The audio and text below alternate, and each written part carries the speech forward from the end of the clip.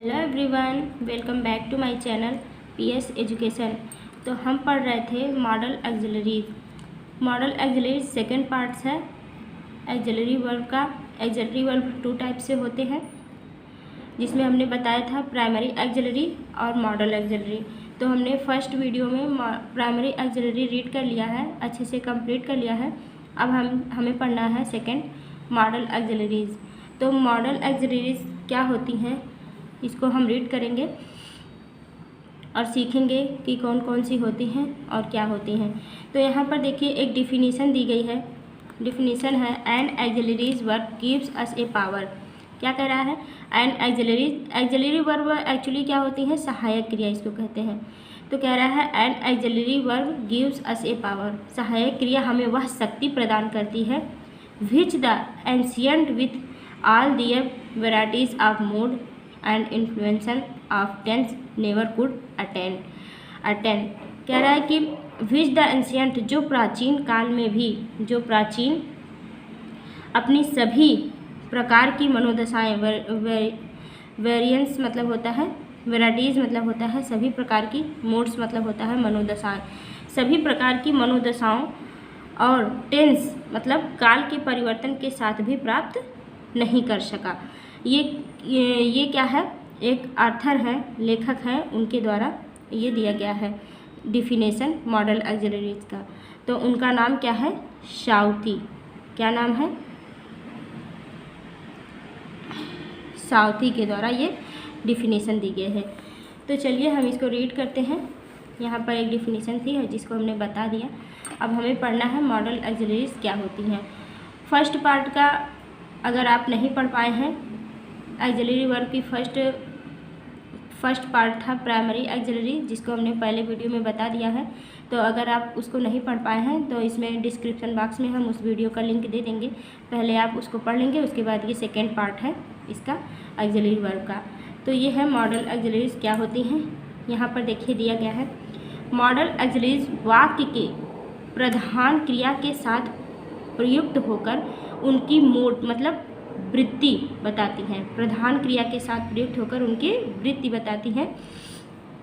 जैसे कौन कौन सी होती हैं? Shall, should, will, would, can, could, may, might, must, dare, ought, need. ये सब क्या होती हैं? मॉडल ऑक्सिलरीज होती हैं, जो प्रधान क्रिया के साथ प्रयुक्त होकर उनकी वृत्ति बताती हैं। तो चलिए इसका कुछ एग्जाम्पल देख लेते हैं। इन्हें जिन्हें मॉडल ऑक्सिलरीज कहते हैं उनका कुछ एग्जाम्पल देख लेते हैं कि किस तरह से ये प्रधान क्रिया के साथ प्रयुक्त होती हैं और कैसे उनका वृत्ति बताती हैं। तो जैसे हम पहला सेंटेंस ले लेते हैं, I shall be present there. I shall be present there. तो यहाँ पर क्या है? शैल देखिए मुख्य क्रिया आई है, आई के साथ प्रयुक्त होकर इनकी वृत्ति बता रही है कि हम यहाँ पर मौजूद हैं। They will start journey by the evening train. Second है, they will start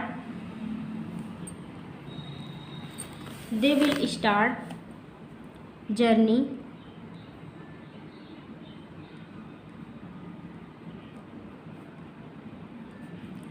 by the evening train. यहाँ पर क्या है? विल जो है ये मॉडल ऑक्सिलरी है, सहायक क्रिया है, जो मुख्य क्रिया के साथ मतलब दे के साथ प्रयुक्त होकर इसकी वृत्ति बता रही है। उसके बाद देखिए, आई कैन हेल्प यू। यहाँ पर क्या है? कैन जो है मॉडल ऑक्सिलरी है। उसके बाद हम लेते हैं सेकेंड, थर्ड हो गया, फोर्थ है, ही मे कम टूडे।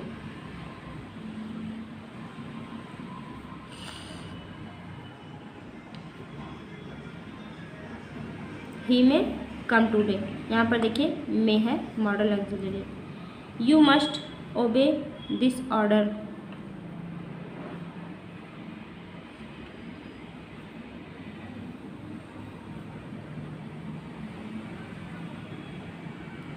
यहाँ पर देखिए मस्ट मुख्य क्रिया है यू, इसके साथ प्रयुक्त होकर कह रहा है ओबे दिस ऑर्डर, आपको यह कहना मानना चाहिए।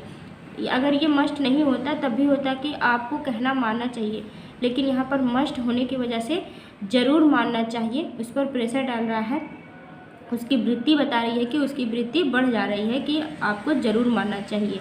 अगर मस्ट नहीं होता तब भी ये होता कि आपको मानना चाहिए, लेकिन इसके आने से क्या हो जाता है कि आपको ज़रूर मानना चाहिए, तो उसका प्रेशर जो है मतलब कि वृत्ति उसकी बढ़ जाती है। तो इस तरह से यह मॉडल। अब देखिए यहाँ पर मॉडल ऑक्सिलरी की विशेषताएं क्या होती हैं। अब हमें यहाँ पर देखना है इनकी विशेषताएं, 2-3 विशेषताएं होती हैं जिसको हम देख लेते हैं कि कैसे क्या कहाँ प्रयुक्त होता है, तो कैसे क्या होता है, ये इसकी विशेषता क्या होती है। तो चलिए देखिए, फर्स्ट है वाक्य को इंट्रोगेटिव बनाते समय प्राइमरी ऑक्सिलरी की तरह मॉडल ऑक्सिलरी को भी सब्जेक्ट के पहले रखते हैं।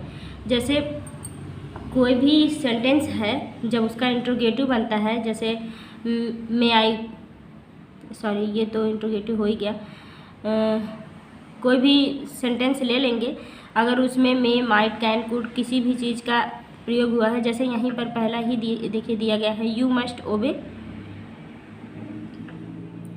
दिस ऑर्डर, तो यहाँ पर दिया गया है। अगर इसी सेंटेंस को हम इंट्रोगेटिव बनाने लगेंगे, इंट्रोगेटिव बनाएंगे तो मस्ट जो है पहले आ जाता है, मतलब हेल्पिंग वर्ब पहले आ जाता है। तो वही चीज़ यहाँ पर बताना चाह रहा है, कह रहा है कि वाक्य को इंट्रोगेटिव बनाते समय प्राइमरी ऑक्सिलरी की तरह मॉडल ऑक्सिलरी को भी सब्जेक्ट के पहले रखते हैं। प्राइमरी ऑक्सिलरी में क्या था, is am are was were था, वाज वर था, तो उसमें भी जैसे is am are was were अगर होता है, जब इंट्रोगेटिव बनता है सेंटेंस, तो is am are was were जो सहायक क्रिया होती है वो पहले आ जाती है। तो उसी तरह से मॉडल ऑक्सिलरी भी जो होती हैं, अगर इसका इंट्रोगेटिव बनाएंगे तो वो पहले आ जाएंगी। इंट्रोगेटिव बनाते समय सब्जेक्ट के पहले रखते हैं। जैसे यहाँ पर देखिए एक एग्जाम्पल ले लेंगे तो आपको अच्छे से समझ में आएगा। जैसे है can you run 2 meals,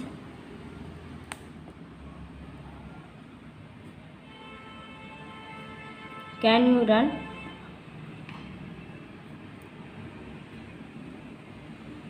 2 meals, ये देखिए यहाँ पर कैन पहले आ गया, क्यों, क्योंकि इंट्रोगेटिव बनाना था।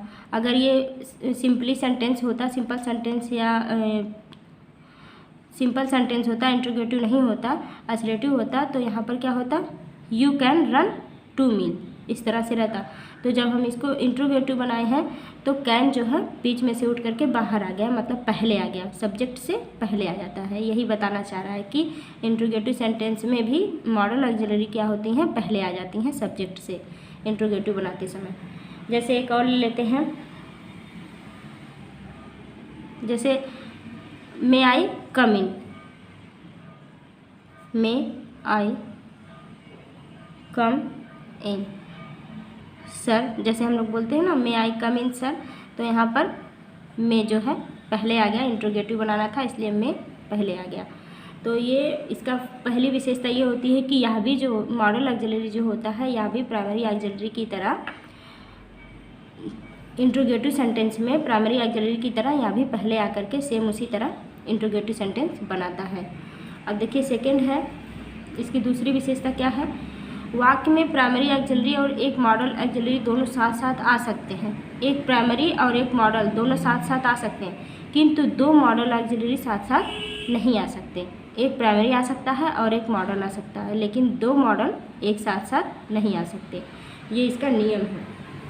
तो चलिए इसका भी एग्जाम्पल लेकर देखते हैं कि किस तरह से ये साथ साथ आ सकते हैं और किस तरह से 2 एक साथ नहीं आ। नाउ ही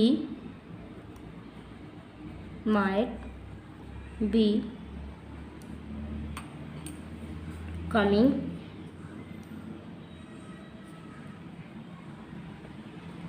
just now, तो यहाँ पर देखिए might और be दोनों एक साथ आया है। उसके बाद देखिए सेकेंड सेंटेंस लेंगे, he may be sleeping at this time,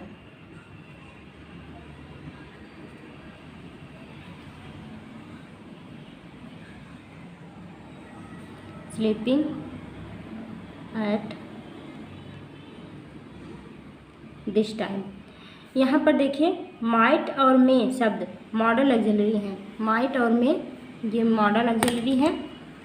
might और मे दोनों क्या हैं? मॉडल ऑक्सिलरी हैं। वे बी के साथ आए हैं। दोनों क्या हैं? बी के साथ आए हैं। जो प्राइमरी ऑक्सिलरी हैं, बी क्या है? दोनों प्राइमरी ऑक्सिलरी हैं और ये जो है मॉडल ऑक्सिलरी है। ये क्या है? मॉडल है और ये प्राइमरी है। ये भी क्या है? प्राइमरी है और ये मॉडल ऑक्सिलरी है। किंतु दोनों क्या है? बी के साथ आए हैं। किंतु can, could, may, might, will, would, shall, should, must, ought में से कोई भी दो शब्द साथ साथ नहीं आ सकते।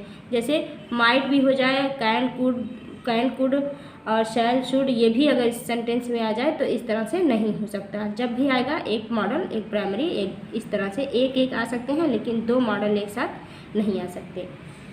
उसके बाद देखिए तीसरा है इसकी विशेषता। तीसरी विशेषता क्या है? जब एक वाक्य में एक मॉडल ऑक्सिलरी और एक प्राइमरी ऑक्सिलरी साथ साथ आते हैं तो मॉडल ऑक्सिलरी सदैव पहले रखा जाता है। जब दोनों साथ साथ आएंगे, ये तो निश्चित हो गया पहले ही नियम से कि दो मॉडल एक साथ नहीं आ सकते। जब आएगा तो मॉडल और प्राइमरी दोनों एक साथ आ सकते हैं। मतलब एक मॉडल एक प्राइमरी ऑक्सिलरी वर्ब साथ साथ आ सकते हैं। लेकिन अगर ये दोनों साथ साथ रहेंगे तो पहले कौन रहेगा? पहले मॉडल ऑक्सिलरी सबसे पहले मॉडल ऑक्सिलरी रखा जाएगा, उसके बाद प्राइमरी ऑक्सिलरी रखा जाएगा। तो इसमें इसकी विशेषता यही है कि अगर दोनों साथ में आ रहे हैं तो पहले मॉडल रखा जाएगा, उसके बाद प्राइमरी ऑक्सिलरी वर्ब रखा जाएगा। तो यहाँ पर इसका एग्जाम्पल ले लेते हैं। जैसे he might have bought it there, तो यहाँ पर he might have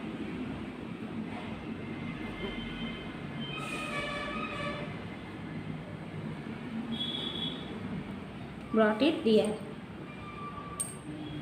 I may be coming to you this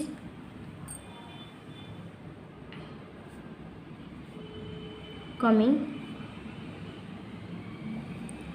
to you this evening। यहाँ पर देखिए पहले में है मतलब मॉडल ऑक्सिलरी, उसके बाद प्राइमरी ऑक्सिलरी। जब भी प्राइमरी और मॉडल साथ साथ आएंगे तो पहले मॉडल रखेंगे, उसके बाद प्राइमरी ऑक्सिलरी रखेंगे। तो यही है, इसका 3 नियम होता है, इसकी 3 विशेषताएं होती हैं। ये पहले फर्स्ट मॉडल आएगा और उसके बाद सेकंड पर क्या आएगा? प्राइमरी आएगा। इस तरह से इसको रखा जाता है। तो हमने देखा कि इसकी 3 विशेषताएँ हैं। पहले क्या था? पहले था कि वाक्य को इंट्रोगेटिव बनाते समय जैसे प्राइमरी ऑक्सिलरी पहले आ जाती है, उसी तरह से मॉडल ऑक्सिलरी भी पहले आ जाती है इंट्रोगेटिव बनाने में।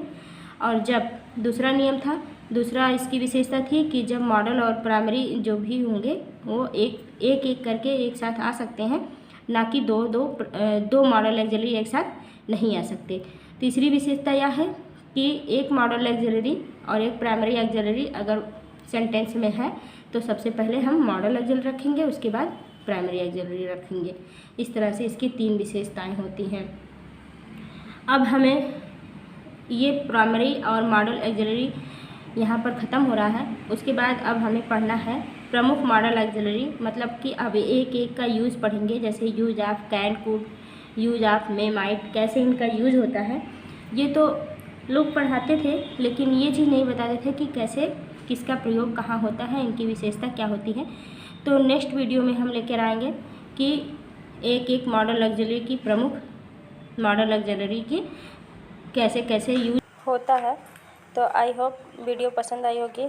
अगर पसंद आई है तो लाइक शेयर सब्सक्राइब करिए।